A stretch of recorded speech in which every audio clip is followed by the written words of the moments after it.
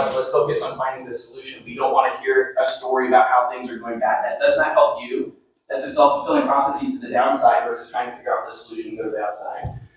Think big. One takeaway can change your year. So the goal of this entire meeting is to take away one thing that you're going to implement next year that you weren't aware of today. We're going to be going through those models to break that down. Hopefully, if more than one takeaway, this sheet that you have, you're going to take it home with you, and you can use it as a reminder. And identify your meaning in doing this. So a lot of... Oh, wow, thank you. Sweet. Identify your meaning in doing this. So a lot of people who came from W-2 into real estate, who just fell into real estate, right out of college and fell into it? No? There's a lot of different reasons why we all got here, all different. What were you laughing at, Luke? You fell into it? Back into it one way or the other. Yeah, we all fell into this industry from all different walks of life. But I want you to go back to that moment of why you actually got into real estate in the first place. For me, I was limited in W-2 on my earning potential. I didn't like the being capped on who you could meet. It was very political. It wasn't based on merit, all those type of things. The great thing about real estate is it is completely dependent on the value that you provide to the marketplace. Not only that, but you actually have to market yourself to make sure that people find you so you can actually add that value. So there's multiple different aspects of it. But I can tell you for sure, this is one of the greatest opportunities out there versus having a W-2 in terms of an income opportunity, and you don't have to have the level of education as a background. So it's just phenomenal. I just literally don't think there's a greater opportunity out there in the marketplace to earn income other than real estate sales, even in today's market where we have had a shift in the number of transactions that occur. And so the time is now. So the goal, again, is to come away with clarity. So here's the structure of today. We're going to go over SMART goals, the golden business plan, the top 3 lead sources. You may not have heard of this, the 4 Ps, the 6C model. Then we're going to take a short break. All right, so we're going to be going through a bunch of models very quickly. If you have questions, definitely raise your hand and ask. A lot of these are new models you might not have seen before. We're going to be going over database math, touch programs, personal development, agent profitability, GPS, your who's, and your 5-step to mastery. So it's a lot, but we're going to be rocking and rolling. That's why you have the paper in front of you. You're going to be able to take notes on everything that we're talking about here today. So what are SMART goals? Who writes down their goals and has them in front of them every single day? Okay, so it should be everybody. If you're an entrepreneur, you should know exactly what your goal is for this year and for next year from multiple different aspects, and you're going to be doing that today. When you write your goals down, you're 42% more likely to achieve them, which is extremely important. When we're looking at our goals, we need all of these aspects to make sure we're clear on what the goal is, because if it's not written down, it's just a wish. Specific area of improvement, you want to have it be measurable, so you want to quantify it. It needs to be assignable. Some of the things for you will be you do it, and some of it will be other people do it for you, right? Like a transaction coordinator, a showing agent, maybe we're going to hire a teammate to do X, Y, Z. It does not always have to be you. If it is somebody else, you also need a method to hold them accountable to achieving those goals on a daily and weekly and monthly basis.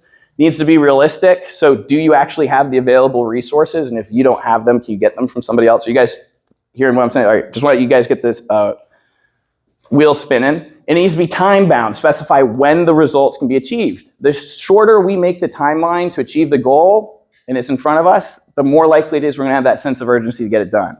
So I really encourage everybody, when you make your original timeline, think about having it as fast as possible and trying to get there as soon as possible. You would be surprised when you're intentional every single day how fast you can get to the goal that you want to achieve. Starts with writing it down. Now here's the golden business plan. This is typical for most business owners, but it's especially true for real estate agents. Number 1, so just ignore these things underneath it. But number 1, answer the phone. If you don't answer your phone, you're not going to be in real estate very long. Yes? It's very basic, but I can tell you, I send out referrals all the time to top agents around the country. They don't have a system to get the phone answered. If you're not picking up by the second ring, it's a problem. So you need to build a system, either you or somebody else is answering the phone, no matter who it is. I know there's a lot of spam calls, get the spam blockers. Provide great service and follow up consistently. This is the number 1 issue we're seeing with agents today. They actually have leads, they just don't follow up well enough. We're going to dig into this, and we're going to be looking into it. So here's what we're going to do. We're going to start digging into this sheet here. So we have our SMART goals. It's not a real goal if it's not immediately achievable. your default business plan is answer your phone, provide great service, and actually follow up with people. But before we dig into that, before we dig into the 4 Ps and the top 5 lead generation sources, I want to go into the musts. So we're going to break down your 2026 profit goal. This is your net profit. What profit do you want to make in 2026? And so you're just going to write that down on a piece of paper. Everybody have a pen? All right, go ahead. Take a minute and write that down. We're going to start with profit. Can I speak? Yep. So when my W-2 job was in healthcare as a dietitian, and when I was in grad school learning how to counsel patients as a dietitian, the SMART goal thing was something we learned in graduate school. You're teaching graduate level information here to professionals, but one of the examples of that they would say is like New Year's resolutions when you have a goal, like I'm just gonna get healthier or lose weight, and then we always fail by week 3 of January, right? Mm-hmm. So the specific SMART goal would be, I'm going to walk on Monday, Wednesday, Friday, yep, at 7 p.m. It's achievable, it's time bound, so you need to have all those aspects of it. So just to give you an idea when you're making your goals, to make it a full sentence that hits all the SMART. Yeah, very good. Thank you. And you'll be holding your partners accountable for those goals as well. So write down your profit goals for next year. Okay, and we're going to break this down because I want to have, and write down your average sale price. Your average sale price. Thank you, Tammy, for that reminder.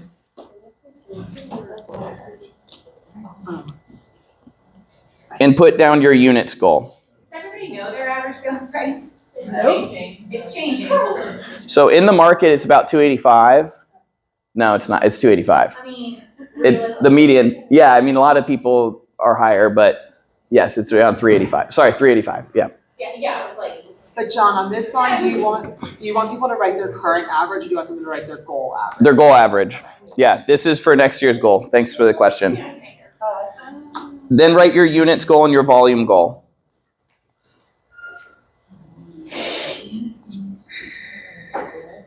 Britt, could you use it a little bit? Yeah. And then fill the rest of this out. The personal expenses, estimated taxes. After you've spent everything, how much do you have left to invest? Horizontal income we'll get at the end. So you're writing down how much profit you want to make, not revenue. Revenue doesn't honestly matter very much. It matters how much you're going to net at the end of the day. Profit goal, your units goal, your average sales price, and your volume goal. Your volume goal will be your average sale price times your units. Yeah. Your units times your sales price will be your volume. For estimated taxes, just put in there 25% times your profit. Okay?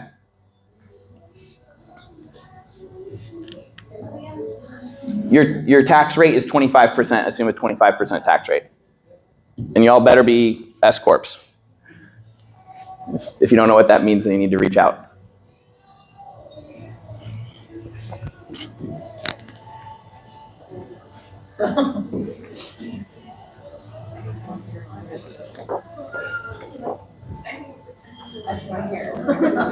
Questions?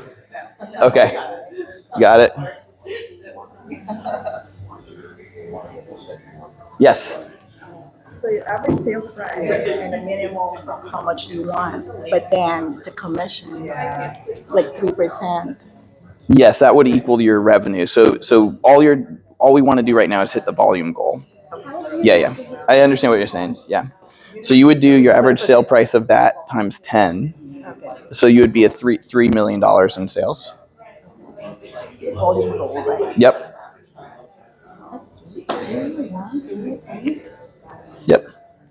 And then what's your profit goal? So you want to start with your profit goal. That's what that's why I don't want to tell you, because then that's the whole point of the exercise, is to see if your actual goal will match your profit goal. It's a trick. So, I don't want you to do the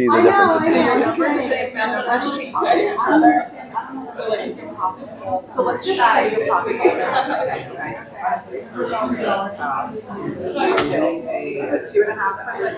See, I don't want people to back in. I want them to do the math wrong, so they realize that their goal's not big enough. Does that make sense? I know. Yeah, you're the wrong person. Yeah, you're the wrong person.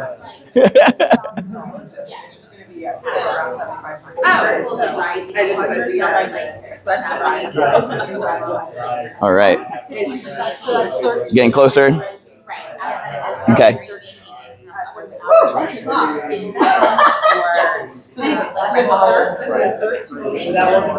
Okay. You guys good? Questions? What's that? This is like math is all in your head. You're a data guy, so this is easy for you. It's important. It's important. Yes, because we'll see if your goal is big enough. Yeah. Your goal is hard. Well. Okay. Yeah.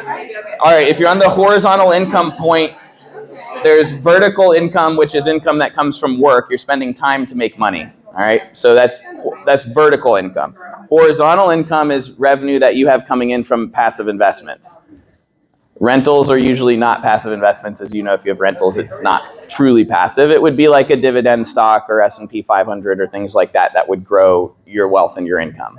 That would be horizontal. So horizontal income would be, so like a lot of people's goals are, I want my horizontal income to cover all of my living expenses. Because then you're financially free. Does that make sense?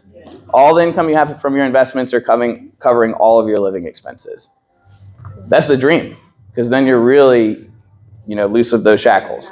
So those two are next to each other, so you can compare your horizontal income versus your personal expenses and see what the gap is and say, okay, how much money do I need to put away in investments? You're doing good. All right, I'm seeing eyeballs come up. So we're going to look into this. So does anybody want to be an example? Because this is purposefully confusing here because I want you to write down your profit goal first, and then I want you to look at your volume in units and see if you can actually back into that being your profit goal after everything's set. Because a lot of people's goals are not nearly big enough to hit their profit goal. Does that make sense? So does anybody want to volunteer? Can I do it just because I'm so confused? Yes. Thank you. Yeah, this is no good. It's okay. Can I share this? Sure. Okay, so the profit goal is 100,000. Okay. Okay? And then I thought I was going to do like one a week, but that's not going to work out.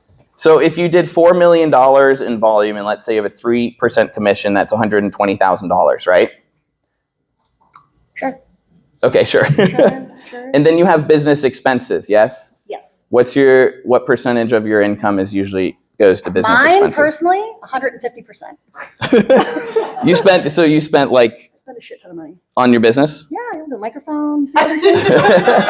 Okay, so then I just spent $1,000 on power banks. So here's the goal. If you are currently spending like $150,000, $1,000 a month. $1,000 a month. For fun. Okay, so we're just talking about the business right now. Yeah, this business fun. Branding stuff with my brand name on it. Okay. So if you're spending $50,000 a year on your business, or is it $150,000? $1,000 a month. Right now, So she's So it's 20 I'm saying if I was able to what spend, her goal is not what her actual is right That's now. why I want where help the with this. numbers are- That's what. Right. So we want to see what the difference is. yeah.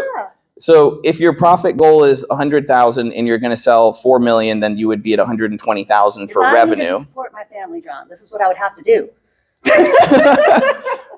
Right. Seriously, I'm trying to. I don't know. I need to work.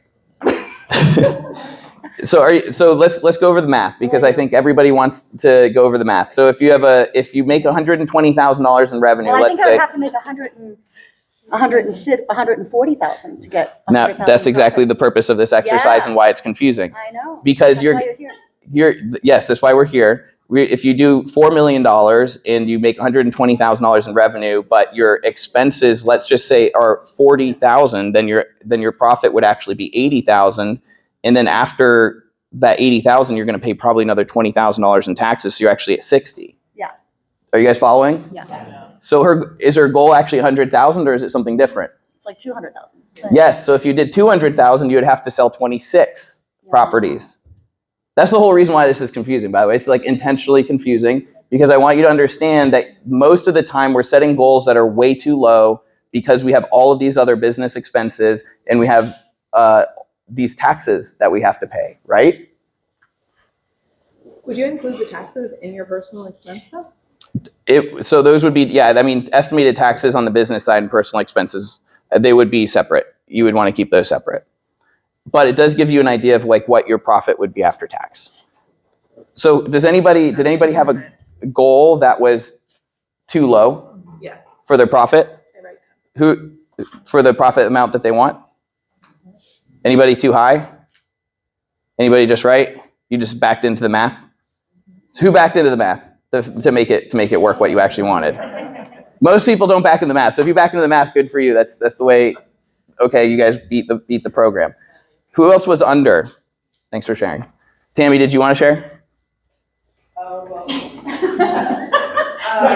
Brooke and I are a two-person team.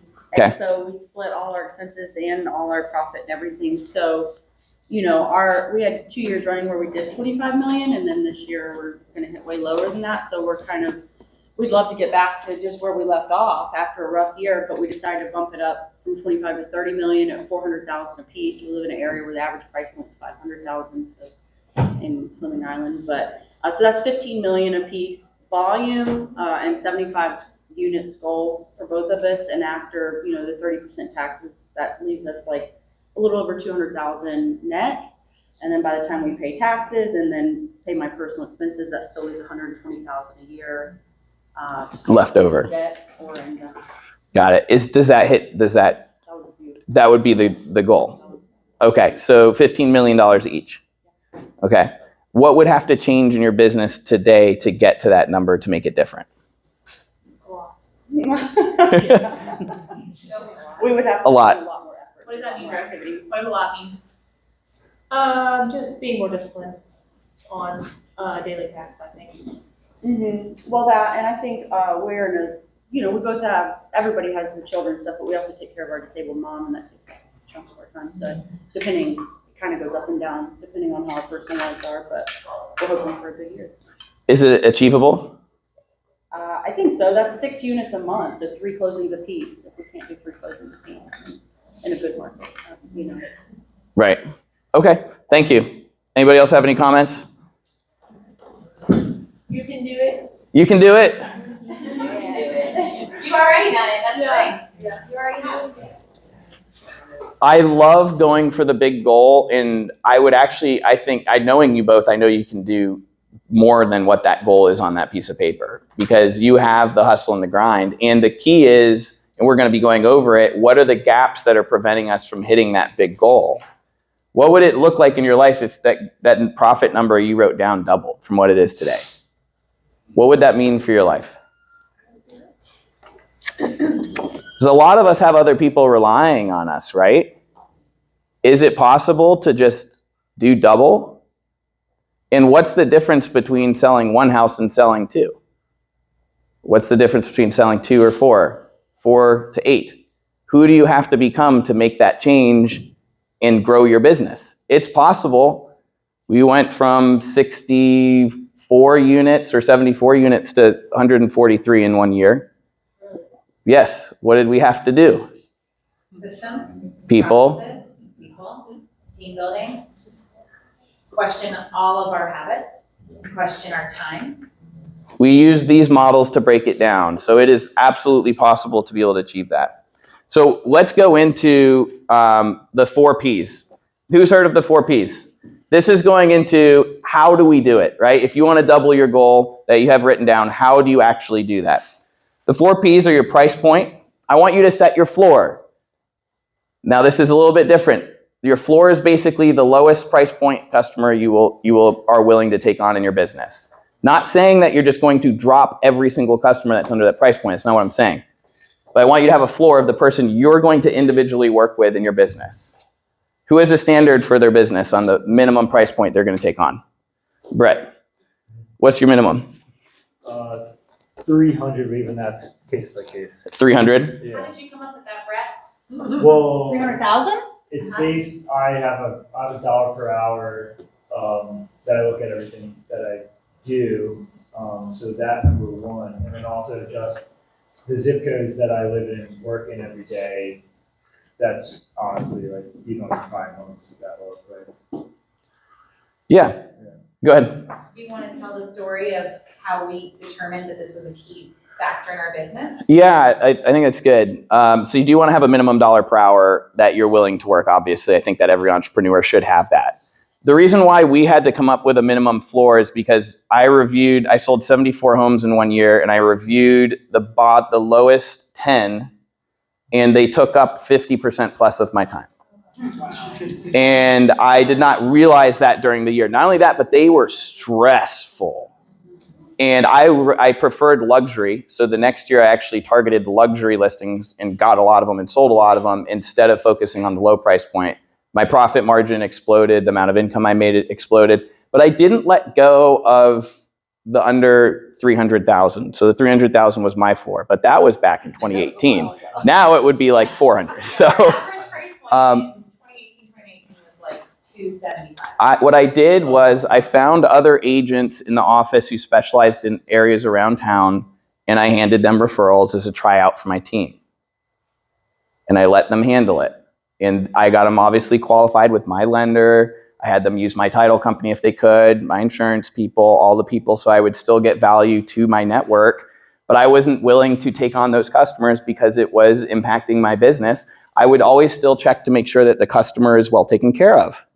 But it's just not going to be me driving around showing them 20 houses. It's going to be somebody else. It gives an opportunity for somebody else to serve. It gives them a tryout for my team. The customer gets well taken care of. So everything got better when I got a minimum floor in my business. Does that make sense? John, can I add on? Yep. Because I see where you're going with this. I think this will help. So my minimum is 300. That is for first-time home buyers who are, honestly, I generally look at younger first-time home buyers when I do that because I get them in the ecosystem. My average price point is $650, I think. But I do that because I know they're going to be repeat customers. For example, my investor minimum right now is like 500, 600 because they are generally a waste of time. So again, you look at it as what the clientele is. You're looking at everything like product, personality. You're looking at all the P's and making these decisions for sure. Yes. And thank you for bringing that up because we want to go into perimeter because this also matters on the price point. Yes. Don't you ever keep in mind though who those people may know? Like, oh yeah. I have a $200,000 listing right now, and her boyfriend bought a $2.3 million house with me earlier this year. So if I snub my nose to be like, oh, I'm not going to help you, but I'll help him. I mean, so why would they want to work with me at all? So it's not that I don't help them. It's that, well, so we still do consults with them. Mm-hmm. So we still do the original consult. We're not out showing the home.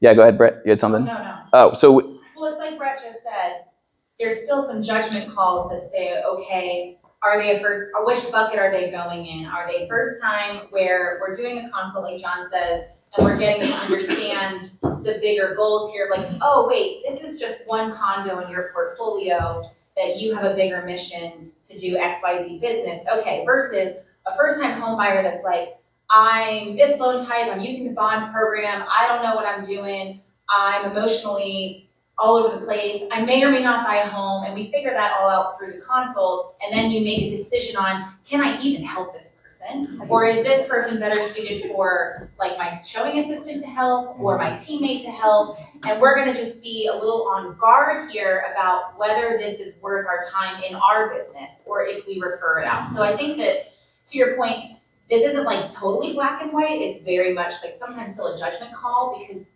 you're the business owner and you get to make that decision. You also need to figure out how realistic the buyer is, like at certain price points too. You don't take every customer. Right. I mean, that's that's an unrealistic $1 million buyer too. That's exactly also not worth your. But I think that also what's important to note with at this time in the business, this is where you guys were also really leveraging out and building the team. And so sometimes it just made sense that it was like, well, if John's constantly on listing appointments, is this the opportunity to then give an opportunity to another agent? So you're definitely not just like leaving him in the wind, like, sorry, we're not going to work with you. Yeah, no, you don't do that. Or it's just more so figuring out like who's going to be the better fit, because probably a newer agent that's super hungry and wants the reps and showings is going to be able to provide better service than you may in that moment. Yeah. So it's not just about like, oh, your price point doesn't work for me. It's that you know someone else can give them better service at that time.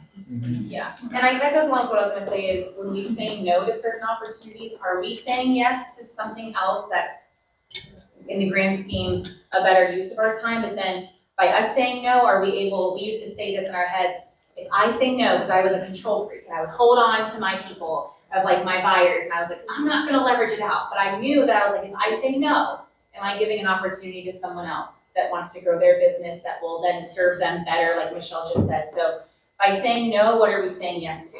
Who are we saying yes to? And giving different opportunities is a way to think of it. And look, I will say this too, everybody runs their business differently. This is what worked for us so we could scale and get to the next level in our business and also give opportunities to other agents that were looking to join our team. It was like the perfect combination. They have time, I have limited time. The customer needs a lot of time in that price point, and it's very competitive, and they need to move quickly on certain projects. It just depends on what you want to do, how you want to run your business. I can tell you the agents that I know that are the top agents that scale really massive businesses, they do have a price floor. And if it doesn't hit that price floor, they pass it off to a team member who does have the availability to serve the customer at the highest level they can. Yep. One more comment on this, because I know some of you are building teams and thinking about leverage. With this conversation specifically, we are also thinking about where are my skills best suited. John was not serving buyers and sellers together. He was doing just listings because that's where his talents ended up falling into place beautifully, perfectly. He had ease, excellence, and enjoyment in that range.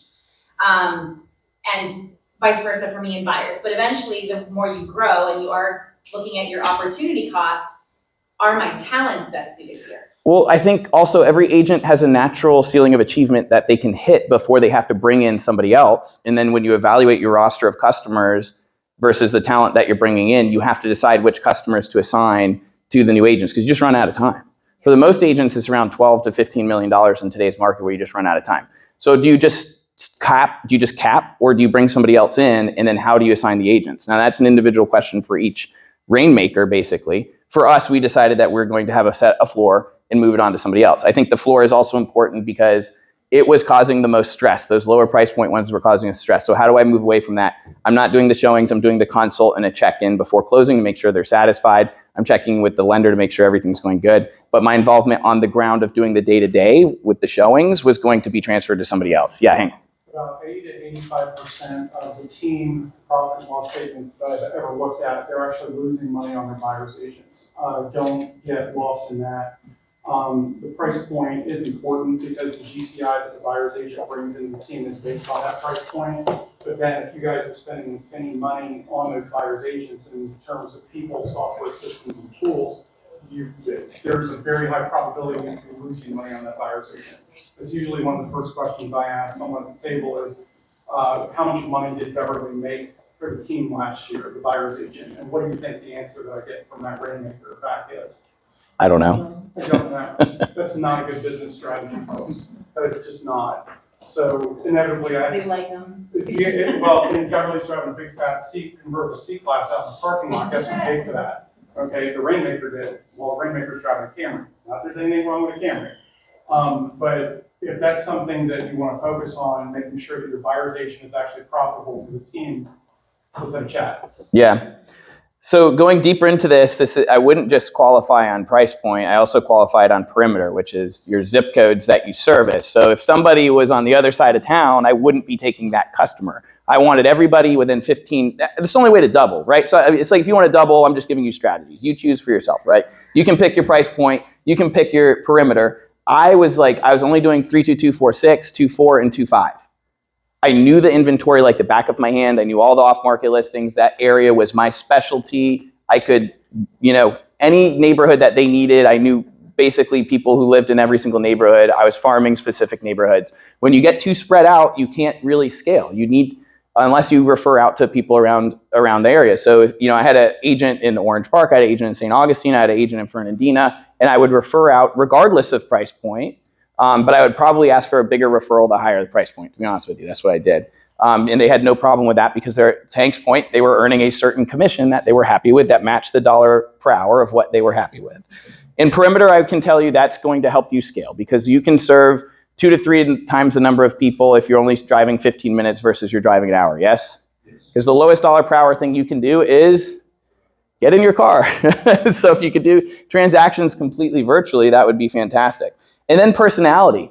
So, if I'm doing a consult with somebody and they're combative, they're cursing at me, they're already talking about, whatever, suing or whatever, negativity. You guys have these customers.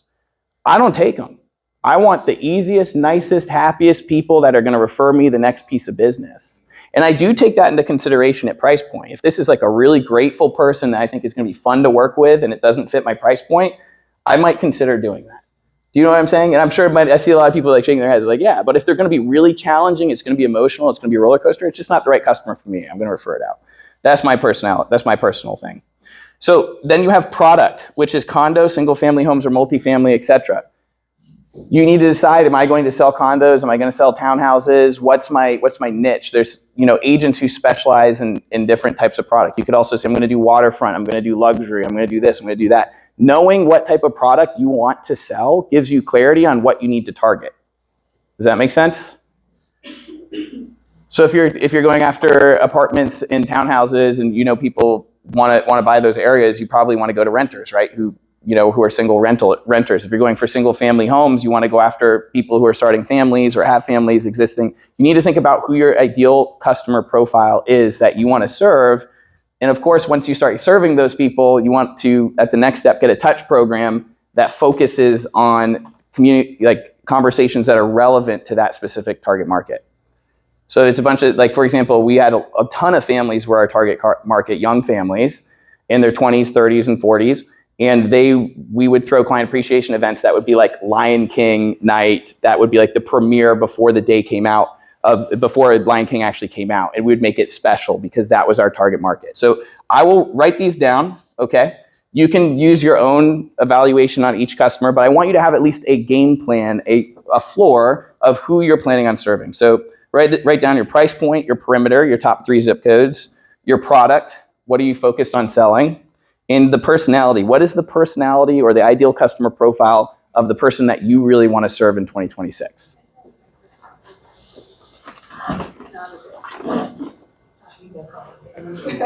Yeah, go ahead.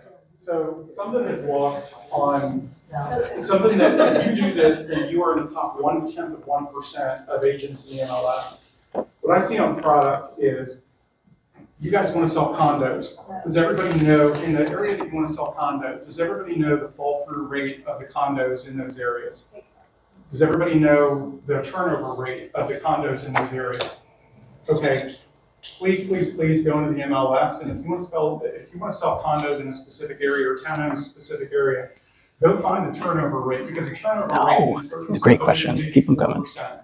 Brett, if there's a turnover rate of 4%, is that a place that you want to put your money into long term? Why? There's not a lot of volume there. There's not enough volume of unit. There's not enough volume. There's not enough number of units moving through. There's a turnover rate of 8%, 10%. Does that sound more attractive to you? Okay. And also on fall through rate, does anybody have a problem with buyers deciding not to go forward with transactions right now if they get under contract? Or are we the only ones? Yeah. Okay. Everybody's lying. Okay. Unless all of you put your hands up, you're all liars. And everybody's able to sell every single listing that they get right now, right? Okay. You see the problem? So historically, the offices that I've been in have been around 6 to 8% fall through rate. If you think you're going to use a 6 to 8% fall through rate in this market right now, you are crazy. Which means if you want to get 60 homes sold and you've got a 20% fall through rate, how many homes do you actually have to get under contract? It's going to be a bigger number, okay? So don't ignore those numbers, the fall through rate and the turnover rate. If you just pay attention to those numbers in the MLS, you are seriously in the top 0.1% of agents, because nobody looks at that info. You guys are going to be the best on. Okay? Videos on how for everyone to shut the fall through and. Well, not fall through, turnover. Yeah, we do. Steph and Riley have put out a couple of videos on how to calculate fall through, or not fall through, but turnover rate in specific neighborhoods. If you're farming a neighborhood, you want at least a 5 to 7% turnover rate in the neighborhood. For those in Momentum, in our database of all the training, you can find some of those videos that we talk about, like farming specifically, and what John and I had done when we figured out which neighborhoods to farm, and then Steph and Riley did a training where you figure out how they look at the MLS, how they're figuring out fall through, how they're looking at turnover, so that they can figure out precisely which neighborhoods are best to farm. Yeah, there was a neighborhood that we had off of San Pablo where we never get any there's never any listings in there. It's because they go to Alamancani Elementary and they stay in that neighborhood for like 20 years because of the school system. So it really, you need to be thinking about the neighborhoods that you do target.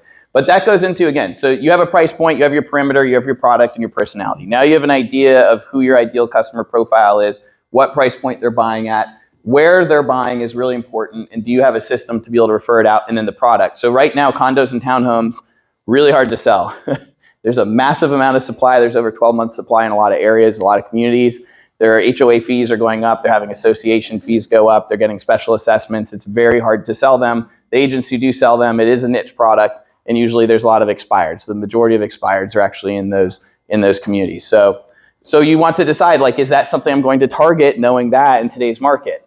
It's just a question for you. It's an option for you. It's a question that you can ask yourself. Yep. One more comment. Can you raise your hand if you track your past sales with that data? Is there, right? With the price sold, whether it's buyers, so like if you literally keep a database tracker, which we just had a class on last week, you can go back and watch it. It has where we have that house, but that is then where we can look at the data and say, what was the price point? How many homes did I show them, right? So then where is our time going, and do we need to be more efficient? What is it a buyer, is it a seller? And then I would have notes being like, this person drained all my mental energy, you know, what is... Yeah, you would rank your customers, your past customers. And the only reason that we could go back and figure out that, oh, out of hundreds of homes sold, how many have actually gone through that were under 200K? 5. Right. And how much time did I spend on that? And then frankly, like, who's referring me? Correct. Like, because I want that. Vendors, like, so which title company, which lender, so please track all that, because with that data, you become more powerful to make decisions and figure out where your time's going, your mental energy, and then you can figure out your personality or your customer profile to then be able to call your past databases in our database touch program classes to say, hey, I loved working with you guys. I would love to work with more people like you. Who do you know looking to buy, sell, invest, or whatever that needs help? Right. I had such an incredible experience helping. So we've got about 45 minutes left. We're still on page 1. So these are great questions, and I love them. And we can hang around after, or you can just email or call us as well. We're happy to talk about what we did. It's your business. You decide for yourself. But there's a lot of information to go over here on purpose, because this is just to get you a framework to move forward, and you can work on this at home as well. So I want you to circle your top 3 lead generation sources, and I want you to write down your top 5 on your piece of paper. All right, so the top 3, so generally each business, now that you know who your price point, your ideal customer, all this kind of stuff, I want you to figure out how are you going to lead gen for those customers? And you can target basically what you're already doing to lead generate to get those pieces of business, or ideally new business ideas that can help you generate more business. But there's several ways you can do it. You can either do it through prospecting, which is spending time, or you can do it through marketing, which is spending money. There's some lead generation sources that cost you time and money. So I'll just tell you, do you guys want to know what ours was? Our top 3? Number 1 was review and referral business. So we got like 88 referrals in 2019 off of review and referral off a database of 190 people. So because we provided them great service, they kept sending us new pieces of business. So number 1 was referral. The other one was online. So referral is like its own category of its own. Some of it costs money because we do have to do the client appreciation event. So it is some marketing. But I would also prospect them, because I would call them and ask them for referrals. And we had a conversation about their life and all that type of stuff. So number 1 was review and referral. Number 2 was online leads that we were buying from Zillow, Realtor.com, etc., Google pay-per-click, all that kind of stuff. And then number 3 was I was calling expired and for sale by owners to get listings. Those were my top 3. Now I had many more different locations that I had leads coming in from. I had community outreach. I had other people around the community that were sending me business. I had farm neighborhoods. I was doing door-to-door canvassing. Through the farming. I threw massive open houses. So there's many different ways you can do it. What I want you to do is I want you to write down your top 5 lead generation sources. You guys do that already? And your top 3 usually represent about 80% of your business, is what we find when we study top agents. But what happens when you have less than 3 sources? And we see this happen a lot right now. So what if the agent had 1 source and it was all online leads? What happened to their business in the last 12 months? If they were just buying online leads, their business is down about 40 to 50%. Okay, so now they're trying to figure out, well, where do I get business now? Because why? Because motivation isn't as high as it was when interest rates were near 0. And that changed things. So they had to change their business plan, whether they knew it or not, or they just have to suffer the consequences of having basically a pogo stick type of lead generation model. You want at least 3 and ideally 5. So that way, if one lever stops working on your lead gen plan, the other ones will work by changing into it. And you want your lead generation plan to also match who your ideal customer is. Does that make sense? Okay, any questions on that? All right, we're gonna go over this, then we're gonna take a short break. This is really, really important. This is called the 6C model, and I want you to diagnose your business. Has anybody heard of the 6C model, 5C model before? Okay, number one, your create, and I want you to rank yourself on a scale of 1 to 10 how well you do this as I explain this to you, what each one is. So create is how good are you at creating business? On a scale of 1 to 10, you can't use 7s. How good are you at creating new business opportunities? And write it down. And be honest. And we all know what a 10 looks like, right? You guys have seen the ideal schedule for an agent that we've posted in the group where you wake up at a certain time, you start lead generating from this time to this time. If you have these certain appointments, if you don't hit the appointments, then you're going out on a 3 o'clock appointment, knocking on the door on an expired or FSBO to go on an appointment. You guys with me? And then at the follow-up, all this kind of stuff. You have an hour of follow-up each day. You're tracking each customer that comes in. That would be like level 10, where you have everybody ranked, every piece of information tracked, and you're following the schedule on a day-to-day basis, including weekends and all the open houses, everything. Yeah? Who's a 10? There's one person in here that's ever done that.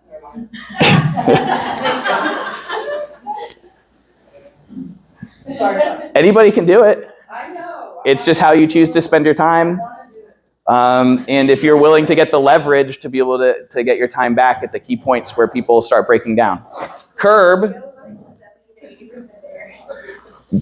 I want you to figure out this. Do you curb customers? This is what we were talking about before. If it's like not an ideal customer or there's somebody who doesn't fit personality-wise, usually about 10% of customers don't fit a specific business model. This is true across all businesses. This is not just in real estate. Everybody curbs their specific customer for one reason or another. This is a for-profit business. This is not a charity. We do want to help everybody that we possibly can, but it doesn't have to be us specifically. Those customers that literally drain you, how well are you making sure that you're curbing them from your business on a scale of 1 to 10? No 7s. Write that down.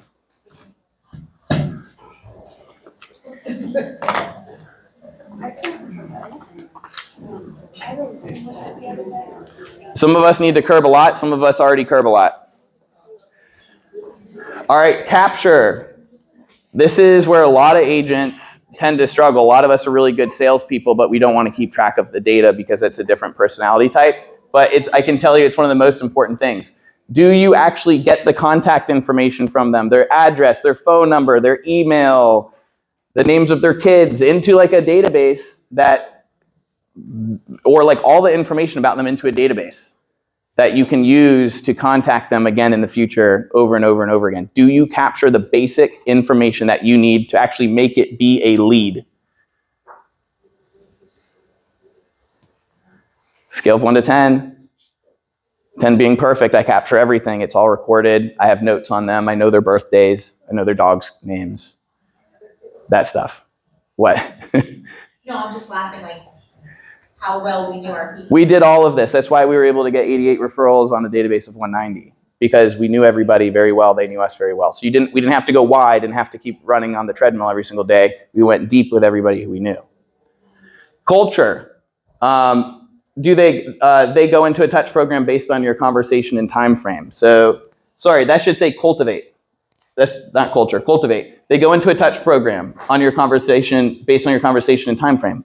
Who here runs a touch program? We ran 144 touch programs. So if you're in our customer database, you're getting 144 touches per year. Email, phone call, text message, low gifts, events, giveaways, fanatic pages, right? Where we had like people ask us for referral, like, you know, I need a contractor to do this. I need a contractor to do that. Do you have all of that set up on the cultivate? So when somebody comes into your network, you're giving them value every single day to make sure that, because when you give enough, they're going to give back over time. On a scale of 1 to 10, rank yourself. Are you doing that? Really important one is convert, which are buyer consults and listing consults. Who has a listing process and a buyer process that's written out? Okay, that's good. We have an 88-page document that describes how you do buyers and how you do sellers, what you say on the initial consult for each one, how you communicate with them before they go under contract, after they go under contract. Why are you laughing? I'm just laughing because hearing it back is like freakish. You all have access to this. But it works. It works. Well, here's the thing. If we have a team member come on, I don't want to have to sit there for, months and train them up. I can say, here's an 88-page manual of how we do buyers and sellers. I want you to spend the weekend reading it. And on Monday, I'm going to test you on it. And I'm going to make sure that you understand and what you don't understand. And if you miss anything, we're going to go back and you're going to do it again before I hand you a customer. Yeah. So it's the fast track to not having, and if they don't do it, I know they're not going to be good anyway. So I saved myself a lot of time. Yeah. It's also a lot cheaper to pour into them with gifts and love and events than it is to buy a new lead that's cold and try to convince them to work with you. Yeah, I would rather give my money to locals than to Wall Street. That's my personal opinion on most things. So, and as I say that, we just bought all the Zillow showcase tokens in the marketplace, right? Do what you need to do. So, and for you, those that you don't know, if you have a listing above 350 at Momentum, you get 5 tokens. You can get a showcase token. So, and that starts November 3rd. And what's the value of that? It's like, he said it's $450 a month for a token. If someone were to go out on their own and do it, it would be... it'd be $450 a month per token. So, it's like a $12,000 value per agent on the Zillow showcase tokens. And you do get leads on your own listings. He showed us that yesterday where they click. So, if you haven't heard about the Zillow showcase or watched the recording yesterday, let us know. But you want to have a buyer consult and a listing consult. You want to have a process. There's specific questions you need to ask before you go on the consults to make sure that they're ready, willing, and able to actually be able to transact, and that it's a good use of time for you going out in person and doing that. Who has standards on whether or not they will get into the car and go meet the customer or not? Okay, good. We learned that the hard way, right? Because we wasted a lot of time early on in the business. So rate yourself on convert. How good are you at converting? Once you meet somebody in person, how good are you getting them to sign with you? On a scale of 1 to 10. And then you close them. So there's a difference between converting and closing. Just because you convert somebody doesn't mean they're actually going to go to the closing table. How often do your deals fall through? What's your fall through rate? This should all be tracked, and you should have all of this data. And then do they get into the setup? Do they actually make it into the database touch program so you can get the 3 R's? Repeat, review, and referral business. That's what the 3 R's stand for. That is what will drive your business and your profitability long term, so you don't have to be on the treadmill every single day creating new business opportunities. So now that you've ranked yourself on the 6C diagnosis, what I want you to do is, what would make it a 10? What would you need to do? This becomes your to-do list. What would make it a 10 from where you are right now? On all of them. Especially the lead one, because the lead one is the number one conversation in today's market. So just take a moment.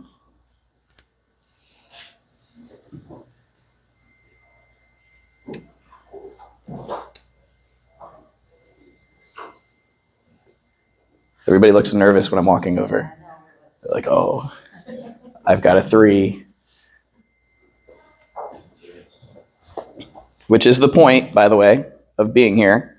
You identify the gaps, and then you have a game plan to be able to move forward.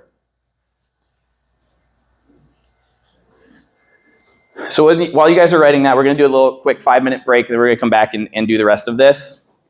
So, and then if you have any questions about getting 10%, but you really want to earn 80% getting referrals. Yes? And I'm not just saying on Zillow. You want a Zillow, Realtor.com, Yelp, Google page. Your Google page is the most important. Hint, you need to chat GPT. Who is the top agents? Who's downloaded the Atlas browser? You guys even heard of it? Atlas browsers through ChatGPT. They have their own browser now. People will start searching for their realtors through AI, okay? So they're going to use ChatGPT and say, hey, tell me the best neighborhood, the best agent in this area. Tell me the best agent in this area. We come up as Momentum Realty, but you need SEO optimization. You need a website to be able to start doing videos and information on specific neighborhoods. That's how people are going to find you. But you need reviews at a minimum to be on these different websites. For referrals, a good benchmark is at least 20%. So the size of your closed database, so if your database is 100 people, you should be at least getting 20 referrals from that database per year, at least. A good one will be 30%, an excellent one will be 40%. So do you track that information? Do you have that information? Repeat is, as you know, if you've had a past customer who has sold a home with somebody else afterwards, who's had that happen? How's that feel? I've had it happen. I didn't have the systems in place. That's what got me pissed, and I was like, got to learn the model, right? 0 slippage from past customers due to your lack of follow-up. That was a commission that was yours that went to somebody else because you didn't do it. And how many times are you asking for the 3 R's? How many times are you asking throughout the transaction for the referral, for the review, and then earning that repeat business? Are you actually asking for it? We ask quarterly, and then we would do appreciation events and ask at appreciation events as well. So that's your 3 R's. So write down what percentage currently comes from the 3 R's in your business.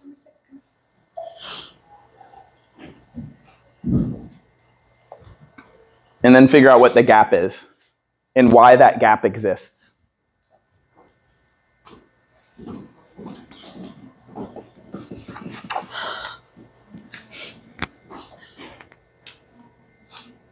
All right, and here's the database math. So I want you guys to do this as well. There's a lot of math today, but don't worry, it's almost over.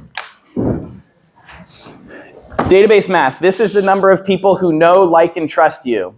So if you have 190 people who are past clients, friends, business contacts, etc., who will send you business, multiply that by, let's just say 25% is your referral rate. The number of referrals you receive in 1 year when you have a database touch program that's actually executed and done correctly is 47.5. Who's currently selling more than 45 homes a year? 47 homes a year. Okay? You have a database touch program? I'm working on it. Yeah. Imagine, It's a work in progress. do you get 47 referrals per year? No. Yeah. The possibilities on this, I can tell you, are endless. I think a lot of agents, they just do the transaction and they never communicate with the customer again, right? It's a huge missed opportunity. That's actually where the relationship begins at the end of the transaction. That's where the magic truly happens for your next piece of business. So do the math on your database. How many people know, like, and trust you? Multiply it by 25%. And that's the possibility of how much money or number of pieces of business you can get for that year.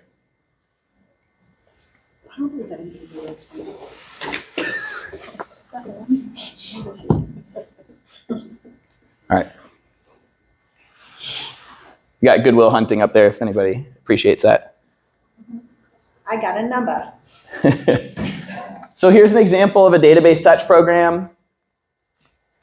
We have the example of what we did. We assigned it to a specific person. We figured out the cost, the number of hours. Then this would go into a Google calendar, and that person would be held accountable to doing those database touches. And then they would be checked in with on what we call a cash talk, which is a weekly review with the people on our team.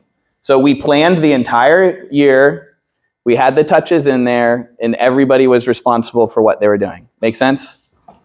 You can borrow hours. We started with 41 touches. We ended the year with 144. Yep, it's in the Facebook group and in the Drive. Yeah. So personal development. This is really important, and this is a 90-day sprint. So I want you to be thinking, since we're already working for 2026, about who's in your camp, because doing real estate or doing any sort of business venture by yourself is hard. And if you have a group of people around you who are going to hold you accountable and who you respect and are at the next level, you want them to be at least a couple steps ahead of you in business where you can collaborate with them. It makes things easier, yes? When you have someone to call when you get stuck versus just trying to figure it out yourself. All right, so I want you to think about who these people are in your life, your mentors and your advisory board. Who are your advisors and your mentors who help you when you get stuck on your business? And it could be nobody right now. And if it's nobody, then you really need to start thinking about who do you need? Who's the special person that can actually help you get to the next level? Because I mean, some of us even have families that are like not supporting us in whatever our endeavor is, right?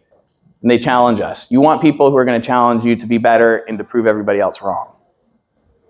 So who's in there? So write them down. Write down the upcoming events that you're going to attend that you're going to grow yourself and your business. What education are you bringing in to get that 1% better every single day? to grow yourself and your business? What are the upcoming events you're really excited about? And honestly, the information that goes in is really important. And you need to protect your mental space. So the podcasts you listen to, the books you listen to, or you sitting around listening to the news all day, all these type of things. All this stuff really makes a difference in how you think on a day-to-day basis. And you need to prevent things that are not benefiting you from entering your ecosystem. This is what we would call resistance to the goal. The more you can break down your resistance that you have to your goal, the faster you're going to hit it. Yes? So what needs to be removed or what needs to be added for the podcasts and books? What's that? Balancing unhinged. Yeah. The podcast is my Balancing unhinged. All right.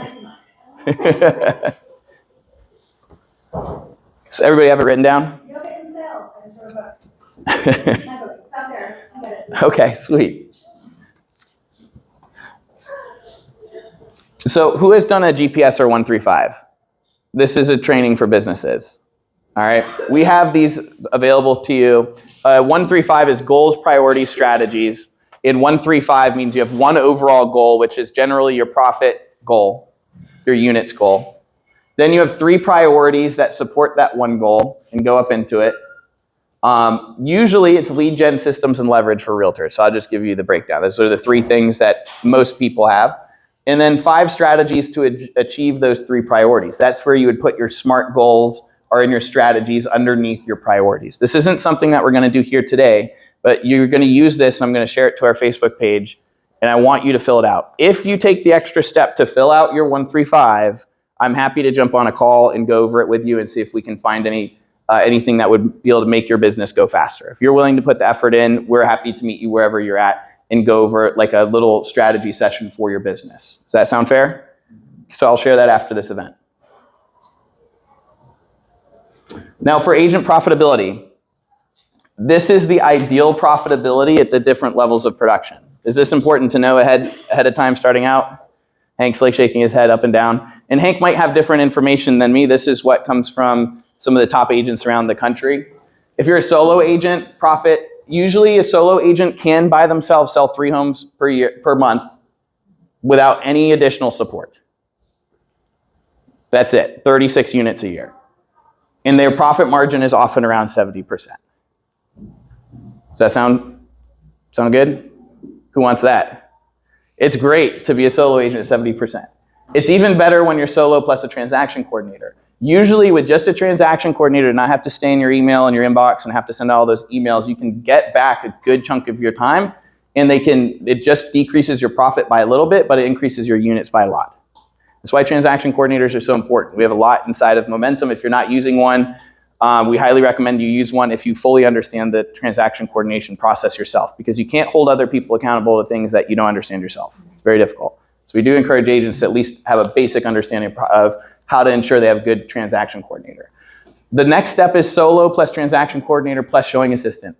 Usually with a showing assistant, you're paying them 5 to 10% of the commission dollar. So your profit margin drops to about 60% in 100 units. This is like the dream business. I can tell you right now you're making really good money. A lot of agents, they don't get here, they kind of stall out, and that's unfortunate.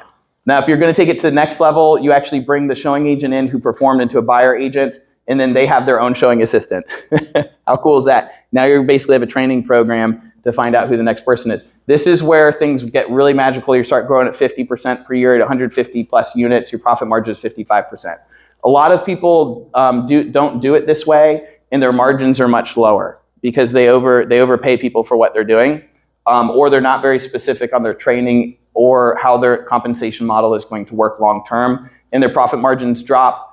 The leader gets really upset and starts firing off other people and taking the deals back. We've seen this happen a lot. So you want to set up the financial model so it works from the beginning to help the buyer agent and the showing assistant and the transaction coordinator. So you're not the only one winning, and they're not the only one winning. Everybody knows what the game plan is and what the financials are behind the scenes before you start the team.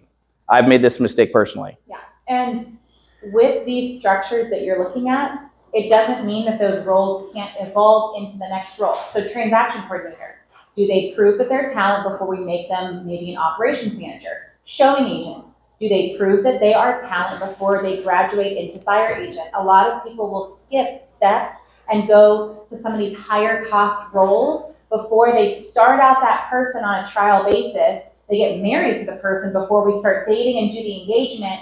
And then they find out that they actually made less money than if they had just started slow in the right process and figuring out if that person is the right person in the smaller roles before they graduate and earn the right to have the bigger roles. Yeah, it's called desperation. I mean, some of us get so big, so busy, we get desperate, and then we just pass it off to somebody that was never going to perform, or we like the person. And then we bring in somebody we like, but they're not doing a good job for the customer. So now you're like in this, or they hire a friend or something like that. That's not really a good way to start a team. You want to have expectations. You need to communicate those expectations and have them written from the beginning to give to the team members. And that also creates a mutual respect because everybody understands what the game plan is and how to execute it from the beginning. So if you're going down this list and you're getting here, we can help with this. We've done it ourselves. We've had ISAs. We've trained them. We've had the coaches for this. It can work really, really well. Now there's larger teams with online leads that have the ISAs and OSAs. So OSA would be calling like FSBOs and expireds, your database. ISAs would be taking inbound from online leads usually and call-ins. And frankly, the larger teams I see around town, I hate to tell you, they might have 40, 50 people on their team. It's 5% or less what they're netting. So you might be like, wow, that's like a really wonderful team and they're producing a lot. But nobody's actually making any money. It's just basically a bunch of people who are just pushing the chips around and cutting it up. There's some teams that operate really well. A large team that operates really well will make 35% plus margin. The number, like the top one I've ever met is like 38%. And they're fanatical. Like you think I'm fanatical? Like these guys were like fanatical. Like they were executing at a high level. And not 200 plus units, there are thousands of units, okay? But they were doing it the right way. I wouldn't say there's necessarily a right or wrong way. It's just like which ones create profit. And then if you make too little profit and it's too much work, you're just gonna blow it all up. It's not worth it. Anybody feel that? You're like, that was not worth it. So having the structure in place ahead of time, having the agreements, having the way to hold people accountable from the beginning and setting those expectations are incredibly important as you look for your business for next year. There's Charlie Munger. I did get to see him before he sadly passed. He was awesome. He says, just as animals flourish in niches, people who specialize in some narrow niche can do very well. So the riches are in the niches. This is true for real estate. When you specialize in a specific clientele, a specific geographic area, a specific price point, or if you're focused on just team building, you really know how to build a team and encourage and coach people to get to the next level. As long as you're specializing, the people who I see usually struggle in real estate is they try to do everything. They try to do everything everywhere. And that's usually a recipe for disaster. Continue to scale while growing showing agents and become buyer agents in a virtual assistant. So you definitely want to look at how you can buy your time back. The best example is a best buyer agent after 2 years becomes a listing agent. So you have a path, a career path for each member of your team to when they come on, you can say, hey, this is what you need to hit. And once you hit these metrics, you're going to be eligible to graduate to this. I'm going to teach you how to do this. And then this is how much money you're going to make. And then you can graduate to this. And that's how you kind of moonwalk your way out of real estate sales. If you can do it correctly, you can start to buy back a bunch of your time, but you don't just bring them in and give them like the CEO job or the lead generation job from the start. You need to have a system to get them where they need to go. Does that make sense? Who's ever started a job and like you just like showed up and were just expected to figure it out? Did that go well? Did you have any expectations of what would come next or what metrics you needed to hit? Those jobs suck. Talent wants a path, and they want to know what metrics they need to hit to get to the next level, yes? All right, so looking at your business and life as a business, who are your who's? Who is in your corner? So you talked about some of the people who are in your corner from the mentors, advisory, your upcoming events, and your podcasts, and you want to get this information into your calendar as soon as possible. But after you've made the money, and this is really important, is what happens to it? Does it just get spent right away with no plan or no strategy?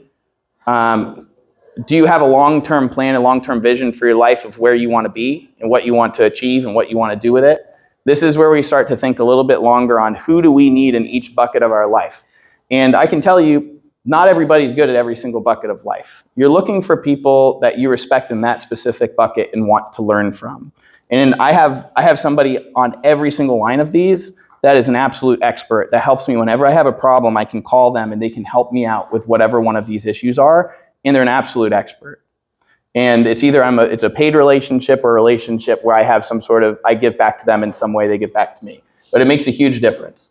Wealth and investment management. Who manages your wealth and what is your family's investment hypothesis? Do you have an idea of like what's going to happen over the next 10, 20, 30 years and where you want to place your money? Is that real estate? Is that stocks? Is it AI companies? What is it, right? You want to be thinking about when the money comes in, how's it going to be allocated? Now, for a lot of us who are just doing lead generation, this might not connect with you, but when that money does come in, it actually matters because you need to figure out the percentage of money that comes in from your revenue and your profit that you're going to reinvest back into the business, yes? Because cash is like, it's oxygen to the business. And that's what you would talk with your wealth management advisor. Like, this money came in, how much of it should I be putting it back into my business and for what? And how much should I be putting it back into investments that's going to build that passive income that I'm looking for? And you need to figure that out. So you need a person for that. Estate management. Who manages the transition plan for your estate? Do you have a will? Do you have a trust? Do you have ways to prevent yourself from getting sued in case you do have assets and people want to come after you? Family governance. Who manages your family conversations, values, and mission? Do you have a family mission statement that talks about how your family does things? Not other people's families. A personal core value mission statement. I can share you ours. We have plenty of them. We think that's a really great exercise. Our kids are a little bit young to be able to bring them into those conversations. But we have traits and values that we want to pass on to our kids. We're also trying to level ourselves up and continue to grow ourselves so we can be better parents. Philanthropy. Who oversees your charity plan and your activities? How much are you giving back? What are you doing? Are you giving time or are you giving money? Legal advisory. Who's your attorney for legal issues? Everybody has legal issues eventually. Who's your attorney that handles your legal issues? Your business consultancy. Who is your advisory board who helps you make decisions? We meet with people quarterly to help us make decisions in business and life and financials and all these other aspects of our life. We're very intentional, yes? You start to see we're being intentional and we're meeting with these people. Tax advisory. Who has issues with taxes every year? Yeah. Do you have the best CPA that can help you find the strategies that work for you? Really important. In lifestyle and concierge services, who do you leverage in activities in your household? What are things that really take up a lot of your energy? It could be even like folding clothes, making food, whatever, picking up dog poop in your backyard. These are all things that we've leveraged out because those are things that drain our energy. If I use all my energy at home, I'm not going to have the energy for the business. Or if I'm spending time just doing all the home chore activities that are literally $5 to $10 an hour activities, and I'm not making the $500 an hour stuff selling houses. So look at your life and who are your who's. Go ahead and write down who are your who's if you haven't already for each one of those buckets. And if you don't have one, then it's something that's a gap, right, that you want to start filling out.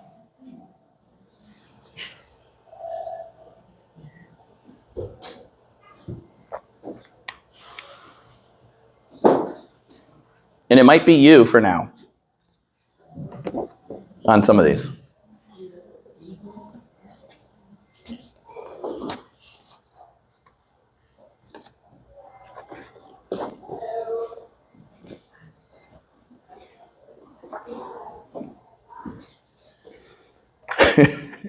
How are you feeling over here? You're everybody on your list?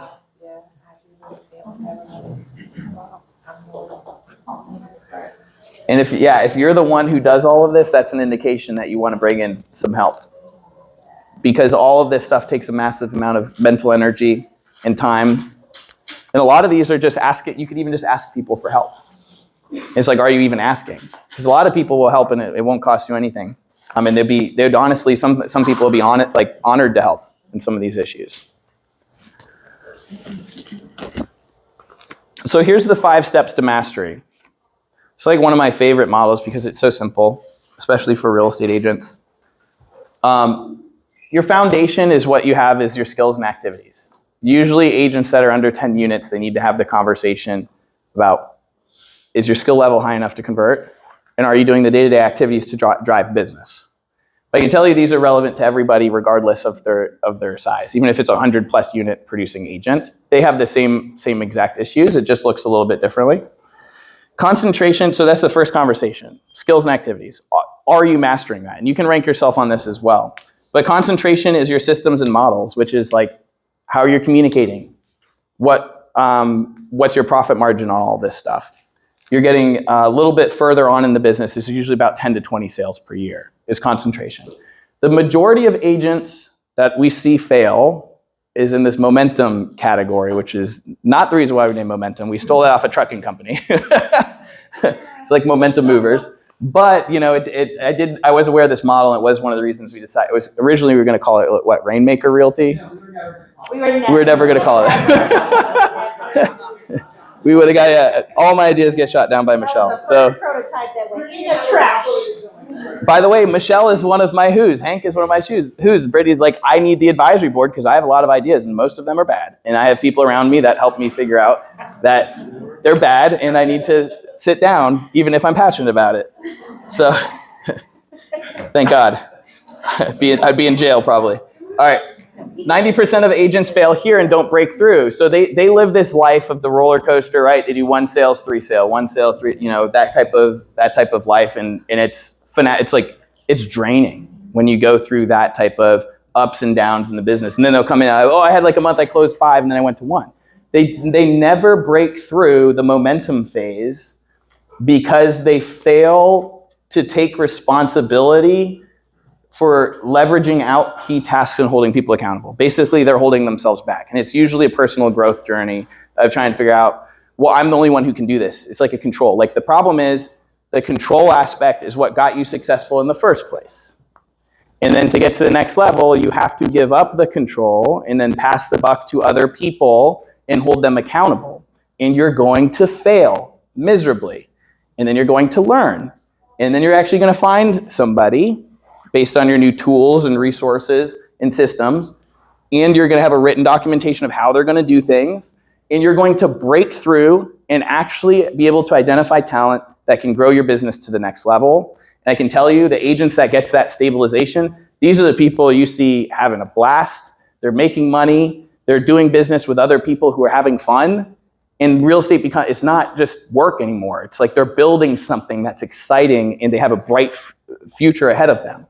90% of agents never break through.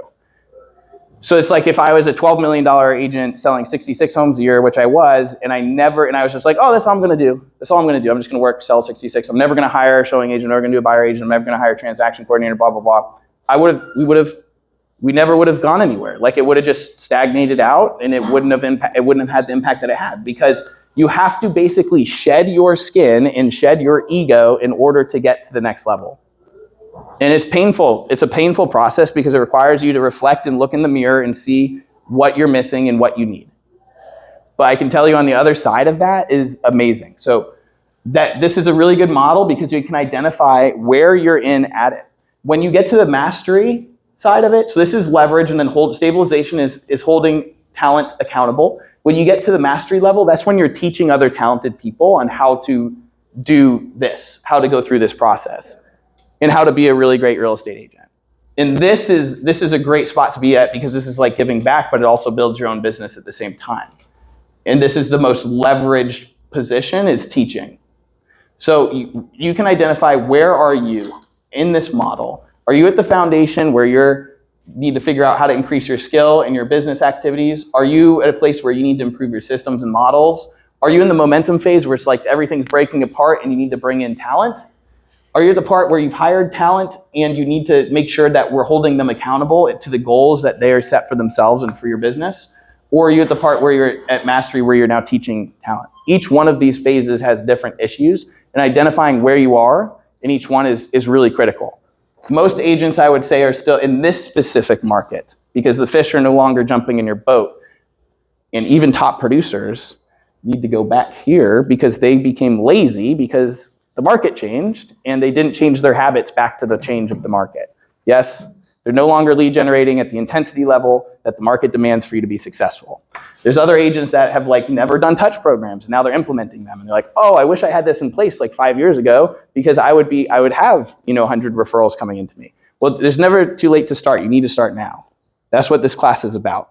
You need to get on this really quickly. All right, we're running out of time, so let's go.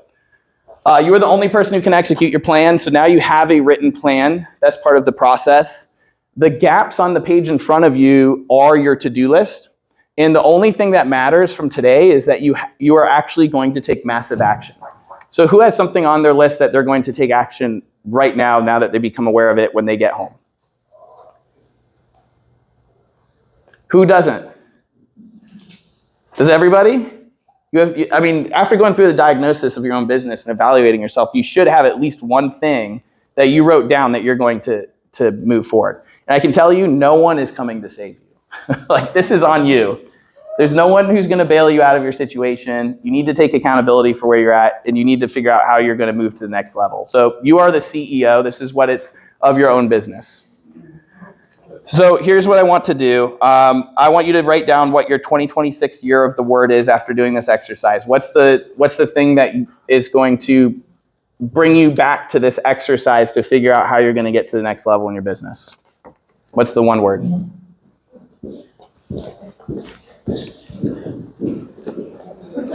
And underneath that, write down your 3 takeaways or your gaps in your to-do list that you're going to do when you get home. And Brett, you do use it? Yeah. And then we're going to have a short time to share, and then we'll wrap up. Sound good?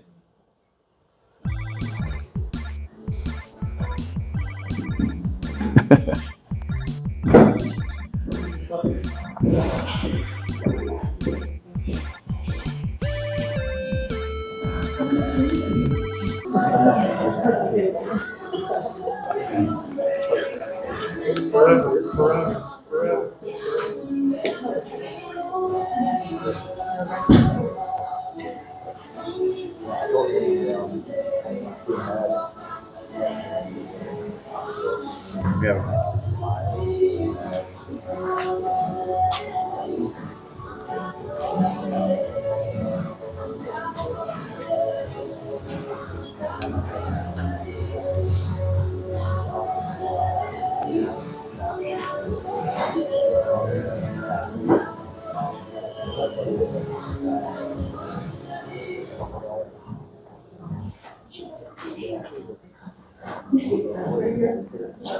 All right. Who's going to share? Who can share the 3 things that they're gonna go ahead and do? All right, Chance, we'll go to you. I need to focus on improving my online presence. I don't have a board of directors, anybody like that. I really need to figure out who everybody is. And I've been saying it forever, this touch program, but I need to actually take time and do it. Because that's going to be the one thing that gets me past that momentum effect.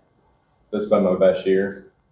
Gone through some personal struggles this year, but it's still been my best year, and I know next year can be better. So that's it. All right, thanks for sharing. Let's give him a clap. So these are to-do list goals. Are they SMART goals? They're going to be. They're going to be. All right, so I just want to be clear on that. I'm glad Tammy said what she said, because I haven't thought about a SMART goal like that. Breaking it down, writing it as a sentence. I've written down like, I want to sell 40 homes, but what's it take? Right. What's it? Back into it. Yeah. Yep. Oh, great. For me, it's going to be systems. I don't have any in place. My lead qualifications need to be more thorough, and my time management. Okay. Got it. Can you share a little bit? What do you mean by time management? I just got my license 3 weeks ago. That's what I mean. Understand. All right. Who else wants to share?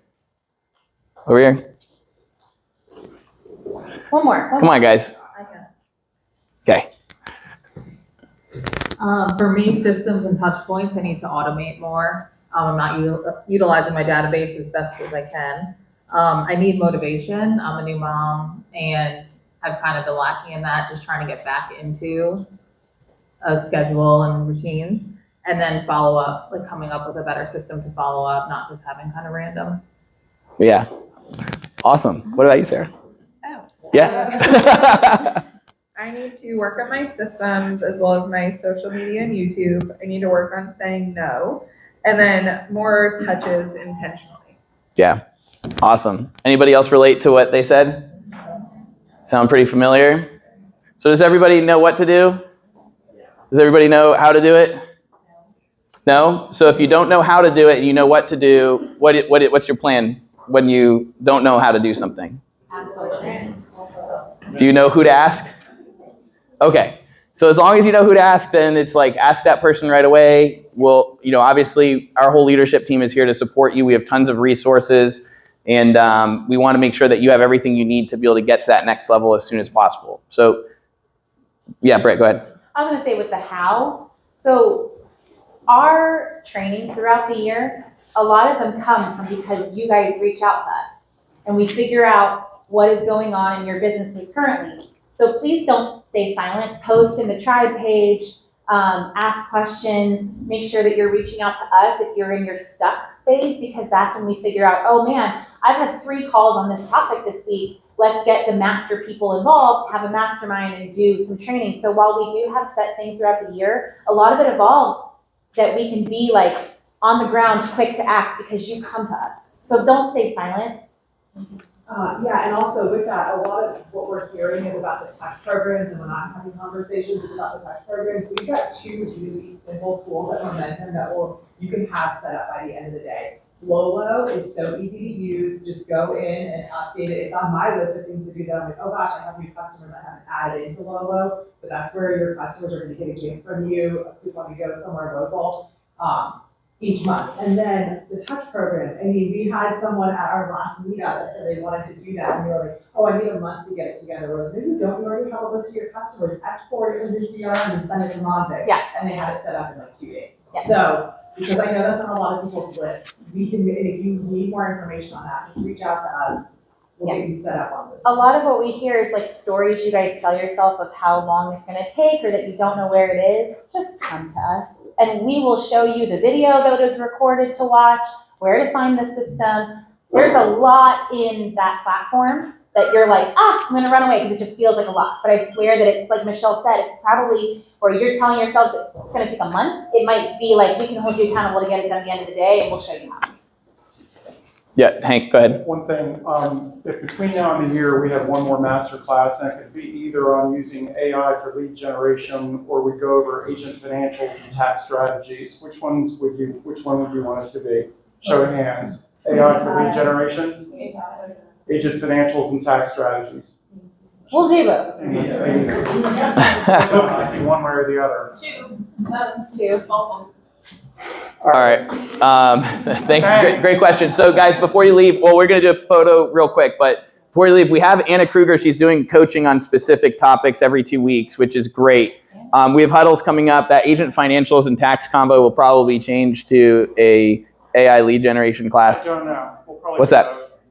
Tony just yelled, Anna is awesome. Yes, Anna is awesome. Who's attending those calls? Thank you. She's one of the top ISA coaches in the country. She's the best of the best in the country. We pay her to come and speak to you. Yes. So attend those calls. Go, John. We have a bunch of trainings coming up, and of course, we just had the 2 YouTube trainings with Karen Carr and Bo Hawkins, and we have those recorded. So if you need access to those, let us know. We are doing video editing. I don't know if you guys know this. We do video editing. We've done a lot of it lately for specific agents that came to the event and actually started executing. And we do thumbnails for you, and we do titles from you from one of the best YouTube coaches in the country.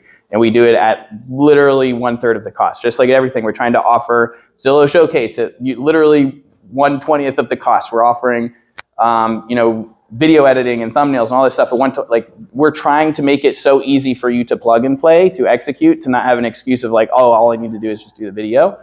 And people who are taking advantage of it, they're getting views. I mean, one of them already got, 75 views on like their very niche video. And she was like, well, that's not a lot. It's like, for a niche video, 75 views for people to watch it 10 minutes because we looked at the analytics, like that's a lot. That's a lot for, for people who are searching for that specific topic. So just be aware, like this stuff works. It takes time for it to work, but you need to start building it now. And I think we can have another event on that specific topic because this is where things are moving. This is where people are starting to find their agents is through video portals like YouTube. They're starting to find it through ChatGPT. So you need SEO optimization on your website. These are things that did not matter 3 years ago. They really matter now. They really matter. You need to be out there and you need to be findable. And that's where the majority of the business is going through. So I encourage all of you to go back home and go open your ChatGPT and type in who are the top agents in Jacksonville and see who shows up. If you're not in those top 3, that's where the agents across the country, especially in California where this stuff is widely adopted, they get leads every single day from ChatGPT. So if you're curious about learning about how to do that and how to become one of those top 3, let me know, because it's not that complicated, and I think we're gonna set up a class on how to do it, because it can change literally within 3 to 4 weeks, and that way we want everybody at Momentum to be boosted up in the algorithm. So that's it for today. Thank you guys for coming out, Britt. What's not on the list, for the ladies, we're doing a Momentum meetup at, like a ladies' night out on November 18th, Tuesday night. So I have not added that yet. Well, that Okay. just means the guys are gonna go go-kart. Yeah. Screw them. The guys are going bowling. Special. All right, guys. So just come on up and we'll get a quick picture. So thank you all for coming out.